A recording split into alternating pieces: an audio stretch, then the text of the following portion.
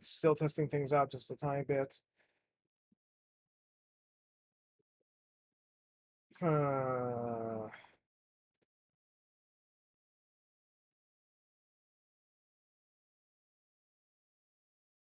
why is the audio bitrate below what it says is recommended?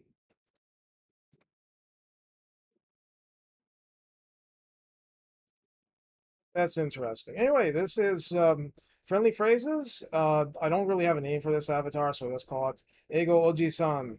Just because, old translator. Not so old, but I turned 45 today, so yeah. It's old enough. It's old enough. That's completely all right.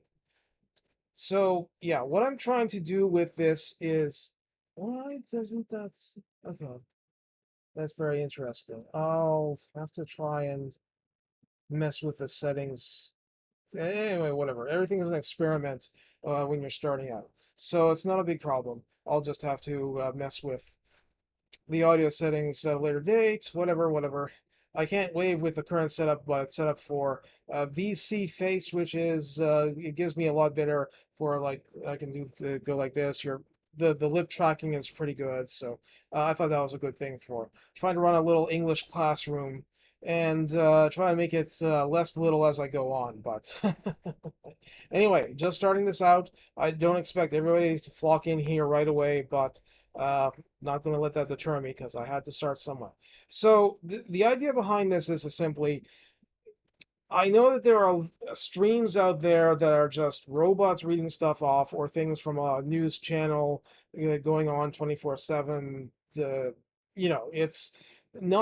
It's not people who are going to just sit there and answer some English questions. So I wanted to make myself presentable, in different aspects of presentable, but present myself so that I can actually answer some questions.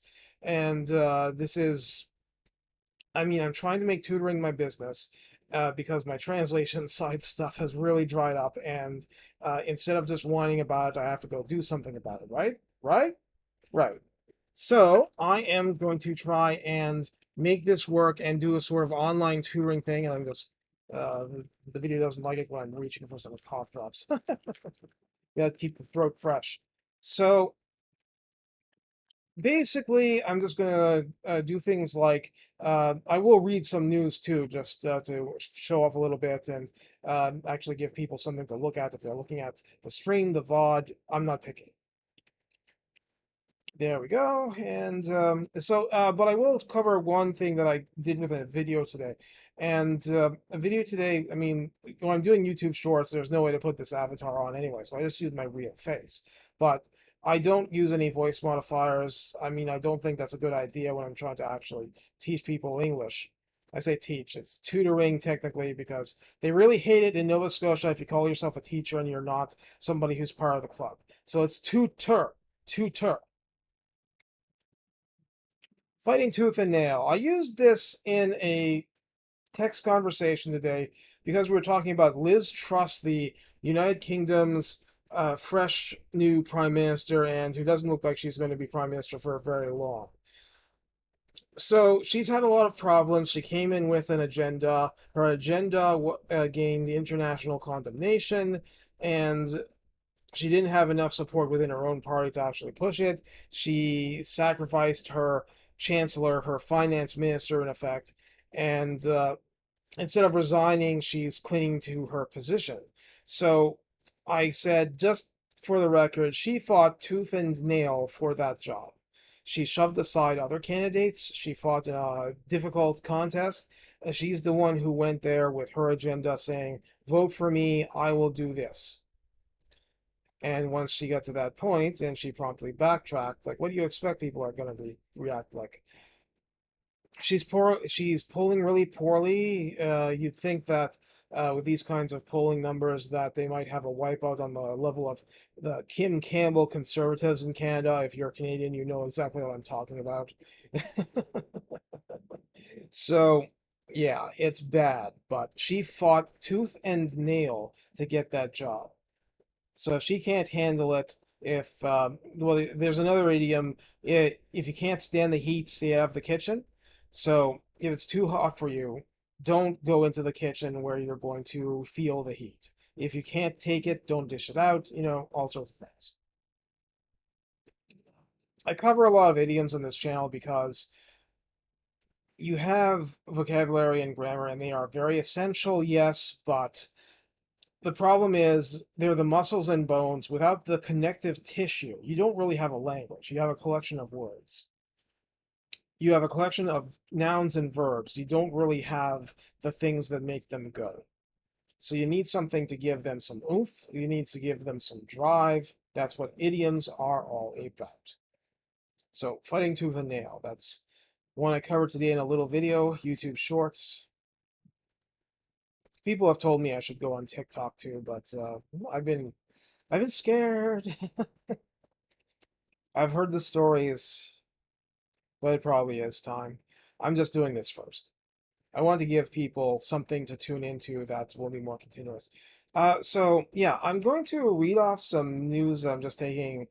It's not totally random. It's taking off Google News because I'm guessing that they've actually paid for the rights to have this stuff. So I don't know how far I can push it for educational purposes, and I'll just learn that as I go. But yeah, I had this. I shoved it aside. There's space off to the side. That's an ad. I don't want to put ads with my education if it's possible. So that's a different ad than it was before. Okay, fine. Uh, Tehran, Iran. The Iranian government says it is ready to talk to Ukrainian officials to address allegations that it is arming Russia and plans to ramp up military cooperation with it as the war in Ukraine nears the end of its eighth month. In a statement issued late on Tuesday, Iranian Foreign Ministry spokesman Nasser Kanami, and I'm not a professional doing this. If I get names wrong, don't blame me. I'm trying this as a new thing. Anyway, reiterated Tehran's denials about sending drones to Russia to be used in the conflict, and for the first time expressed readiness for dialogue and negotiation with Ukraine to clear these allegations, quote unquote. They're actually denying sending drones to Russia or to be used in the conflict. Well, they've been used in the conflict, whether they were intended for that or not. Yeah. Anyway, it came after Ukrainian Foreign Minister Dmytro Kuleba said on Monday he had proposed to President Volodymyr Zelensky the formal breaking of diplomatic ties with Iran after Russia's latest attacks, which killed several people and damaged infrastructure. Kuleba said the Ukrainian government had no doubts that Iranian Shahed 136 kamikaze quote unquote drones were used in Monday's attacks and believed Tehran would possibly continue supplying arms to Moscow. Now, here's the thing as somebody who's studied Japanese for a long time, I've got every right to say about kamikaze, quote unquote. I mean, I know what it means on paper, I know what it means in practice, and it's hard for something to be kamikaze if there's no person inside. All this means is that the drones ram their targets and explode. There's no person inside. They're drones. They're unmanned. So, calling them kamikaze is a little bit of a stretch, but it means that you're never going to use them again. They are destroyed upon impact or shot down on the way in. So one way or another, you're not using them again. And believe Tehran would possibly continue supplying arms to Moscow. Yeah, why wouldn't they? Firefighters worked to put out a fire in a residential neighborhood destroyed by a Russian drone attack, with which local authorities say are Iranian-made Shahed 136s on October 17th, 2022. They have garnish/ritters. Separately, the New York Times on Tuesday cited unmanned U.S. officials as saying that Iran, after selling drones to Russia, had sent trainers from the Islamic Revolutionary Guard Corps (RRGC) to the Russian-annexed Crimea Peninsula to help Russian forces operate them. It follows reports by other Western media that Tehran was preparing to send more drones, in addition to transferring short and medium-range surface-to-surface Fateh and Zulfiqar missiles. And what I'm trying to do here is emphasize where I'm pausing in concert with the commas that I am seeing. Because I want you to see that uh, when I see the commas, I see a place to pause. It's not something that I'm seeing as a polite suggestion. It's pretty much required if you're trying to read it like it's originally intended. At least that's the approach I'm taking right now for educational purposes. In a speech on Wednesday, Iran's Supreme Leader Ayatollah Ali Khamenei appeared to reference the alleged drone sales to Russia. When photos of our advanced missile and drone equipment were published a few years ago, our enemies, in brackets, said they were photoshopped. Now they say that Iranian drones are very dangerous and ask you, why do you sell them? He said, without directly mentioning the war in Ukraine. Yes, why would he sell something? Because someone pays you, perhaps. Ukraine accuses Russia of using the Shahed 136, albeit rebranded as Guran 2 with its own tail numbers. The relatively cheap and fairly accurate drone is able to fly long distances before crashing into its targets with built-in explosives. See, that's what really happens. Kamikaze is a stretch for a short version, but that's what it really is. Ukraine, which downgraded diplomatic ties with Tehran last month, has been vocal about the purported use of the Iranian drones, with Zelensky and his top officials directly blaming them several times for attacks in the capital, Kiev, and elsewhere. Now, I'm an old guy. If I say Kiev, it's not a political statement.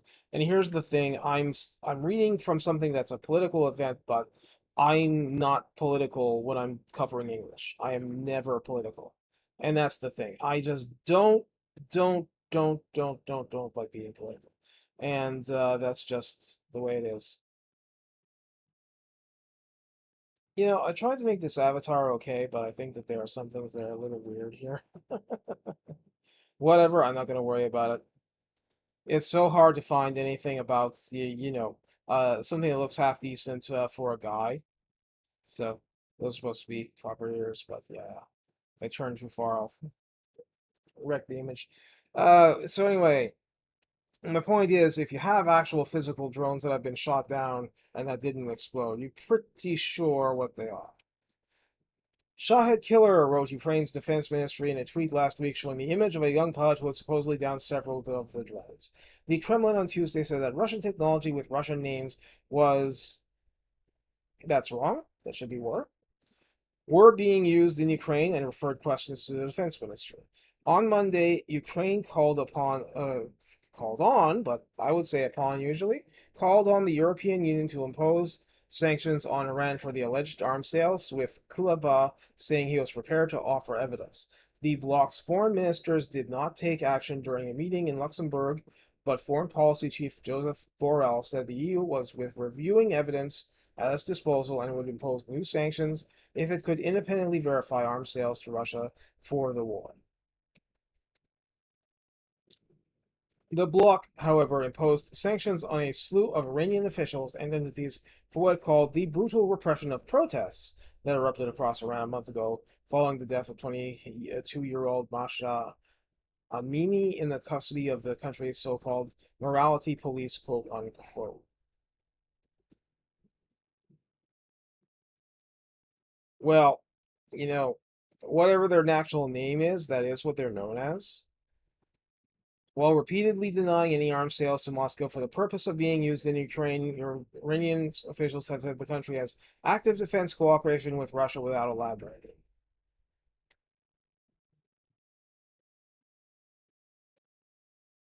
Iran and Russia are growing increasingly closer, with Iranian Foreign Minister Hossein Amirabdollahian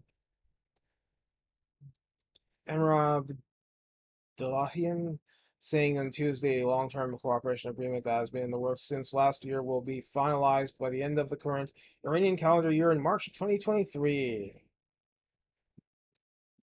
Looks like that's it for that actual article. So, yeah, it's by no means is something that I randomly took off of Google News, something that I'm going to believe in all its aspects just because I'm reading it. And I don't ask you to do so either. That's a bad habit. The point is to use it as an example of language, and then you can decide for yourself, because that's the real way it's supposed to work, not the way that a lot of people think, which is that we tell people we're telling them how to think for themselves, and then we're giving them very, very detailed instructions about how to actually think. Yeah. Language is supposed to be empowering.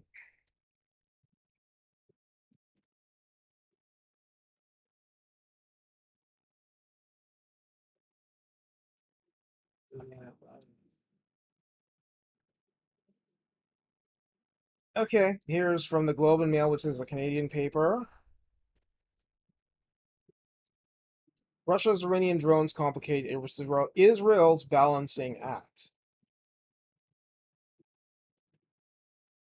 Okay, this is from the Associated Press, actually, so it's just repackaged for a Canadian paper, but that's fine. Associated Press, they have an entire standard of English for themselves. It's good to know. Taking a breath. Always important to breathe when you're doing this stuff. The Iranian-made drones that Russia sent slamming into central Kyiv this week have complicated Israel's balancing act between Russia and the West. Israel has stayed largely on the sidelines since Russia's invasion of Ukraine last February so as not to damage the strategic relationship with the Kremlin. Although Israel has sent humanitarian aid to Ukraine, it has refused Kyiv's requests to send air defense systems and other military equipment, and refrained from enforcing strict economic sanctions on Russia and the many Russian Jewish oligarchs who have second homes in Israel.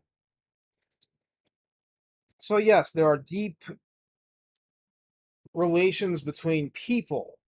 There's lots of people who became Israeli citizens by emigrating from Russia, plenty who kept business ties in Russia, plenty who have ties in both countries back and forth. So, from Israel's perspective, that would be Jews putting sanctions on Jews because they're Jews first and they're Russians second, even if they're Israeli as also. So, it's not a cut and dry issue to them, but we continue. But with news of Moscow's deepening ties with Tehran, and you see that they actually began a sentence and a paragraph with but.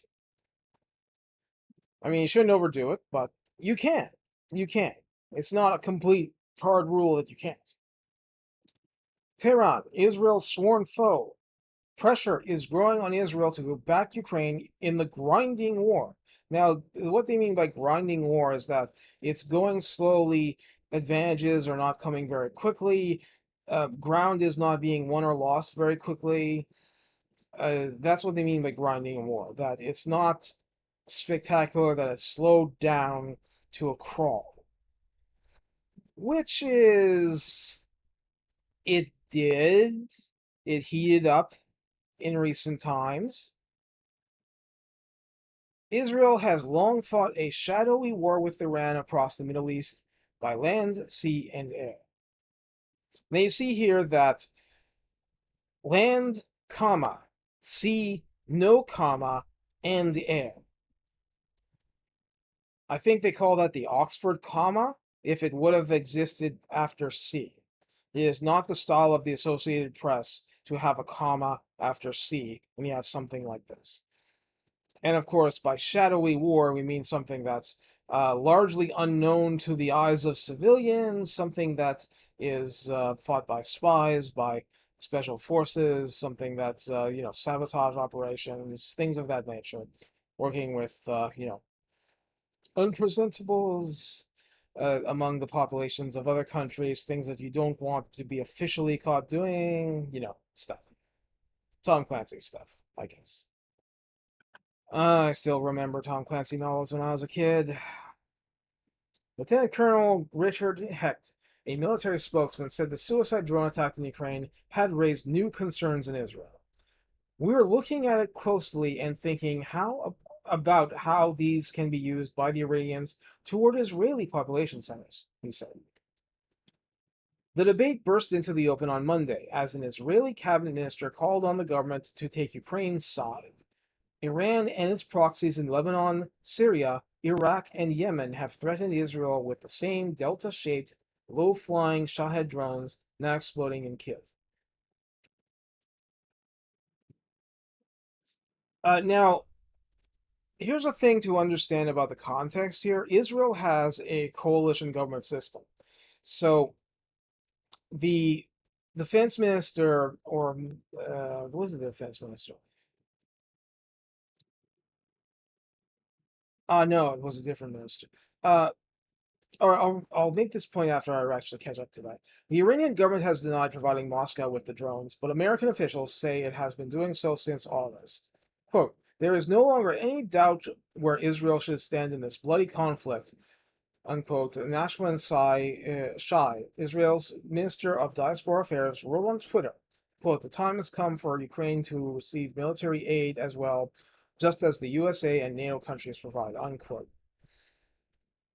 So the point is that in a coalition government where many parties are forming the cabinet, it's not like in. I mean, if this was going to happen in, let's say, the Canadian government or the British government, the minister would be expected to resign immediately. And if not resigning, then getting the boot. Because party discipline, when you have one party in charge, is very big. So going against your own party is considered a mortal sin.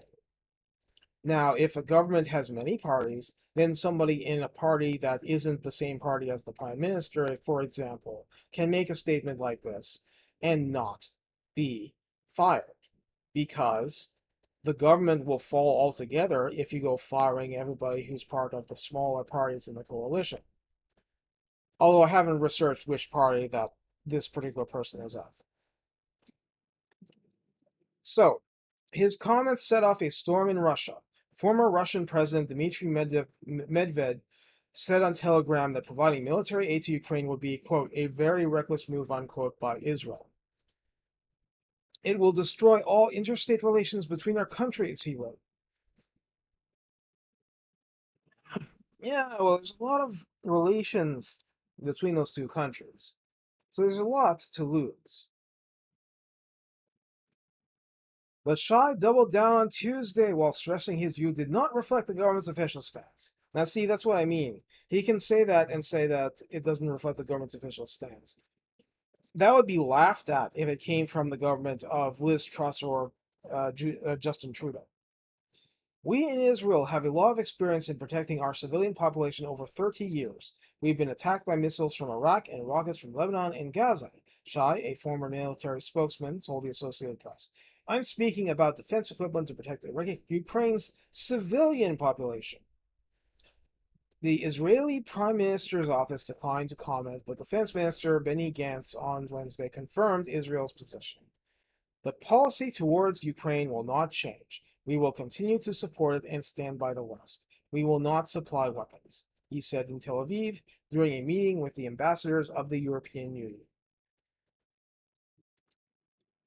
For years, Russia and Israel have enjoyed good working relations and closely coordinated to avoid run-ins in the skies over Syria, Israel's northern neighbor, where Russian air power has propped up embattled President Bashar Assad.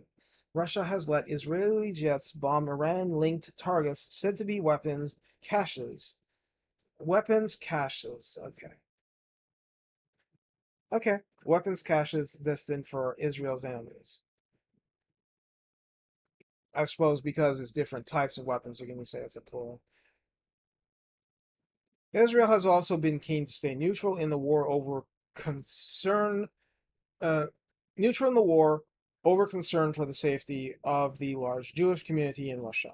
Israel frets, which is being nervous and anxious about renewed anti-Semitic attacks in the country, with its long history of anti-Jewish pogroms under Russian czars and purges in the Soviet era. Over 1 million of Israel's 9.2 million citizens have roots in the former Soviet Union. So it means either they came from it personally, their parents did when they emigrated to Israel, etc., etc. Israel's former Prime Minister Naftali Bennett maintained strict neutrality after the invasion, refraining from condemning Russia's actions and even trying to position himself as a mediator in the conflict. As the US and European Union piled sanctions on Russia, Bennett became the only Western leader to meet Russian President Vladimir Putin in Moscow. But in recent months, Israel's cautious stance has grown more fraught, which means fraying, decaying. It means it's suffering damage, it's becoming difficult to maintain and uphold. Prime Minister Yair Lapid, who took over as caretaker leader over the summer, has been more vocal than his predecessor. As foreign minister, he described reports of atrocities in Bucha, Ukraine, as possible war crimes. After Russia bombarded Kiev in last week, he strongly, quote unquote, condemned the attacks and sent heartfelt condolences to the victims' families and the Ukrainian people, sparking backlash from Moscow. And here's something that is probably not going to be a surprise to people. I might as well mention it. Is a habit in English-speaking countries to refer to the countries and to their administrative centers as to treat the cities as the equivalents of the government. Moscow equals Russia, Ottawa equals Canada, Washington, D.C. equals United States. It gets weird when you get to Mexico, okay? Because you have Mexico City and Mexico. So yeah, what represents Mexico? Well, Mexico. Yeah, it's funny like that.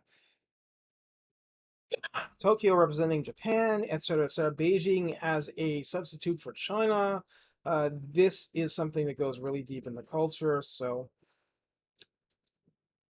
Paris, Berlin, London, they're all used as um, equivalents for the countries themselves, or at least the countries' governments.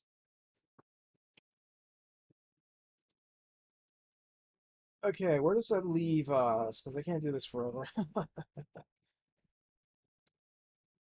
It's difficult weather for this today. It's raining on and off, so when it's raining off, then more stuff gathers in the throat. Okay, tensions rose further when a Russian court in July ordered that the Jewish Agency, a major nonprofit that promotes Jewish immigration to Israel, close its offices in the country. Israel was rattled. A hearing to decide the future of the agency's operations in Russia is set for Wednesday. Anything could happen, said Yigal Palmore, the agency's spokesman. Now, Israeli alarm about the Iranian drones buzzing over Kiev has heightened the debate. I think Israel can help even more, said Amos Yadlin, a former chief of Israeli military intelligence. He described Israel's knowledge on how to handle aerial attacks, its intelligence about Iranian weapons, and ability to jam them as potentially crucial to Ukraine. Iran is battle testing weapons that could be used against Israel's northern and southern borders, argued Jeffrey Korn, a professor and director of the Center for Military Law and Policy at Texas Tech University. So this is an American. Iran backs Lebanon's Hezbollah militant group and Hamas in the Gaza Strip, both of which have fought lengthy wars against Israel. If the drones if the drones prove effective in Ukraine, Iran will double down on their development, Korn said. If they are shot down, Iran will have an opportunity to figure out how to bypass those countermeasures. Well, they could be shot down by something fancy, or it could be just some dude looking out of a window and firing with a rifle. Because they've tried, and sometimes it works. Israel's air defense system, the Iron Dome, has boasted a 90% interception rate against incoming rocket fire from Gaza. Ukrainian President Volodymyr Zelensky has hit out at Israel for not providing Kiev with the anti-rocket system. He has. He definitely has. Former Jewish Agency chairman Natan Sharansky, a one-time Soviet dissident, that, yeah, he is not young. Sharansky's been around for ages and ages. Criticized his country's reluctance to help Ukraine in an interview with the Haaretz Daily on Tuesday, deriding Israel as the last country in the free world which is still afraid to irritate Putin. That's because it has something to lose. Well, I mean, everybody has something to lose, but in this case, it's not about freezing in the dark. I'm being hello. Pause.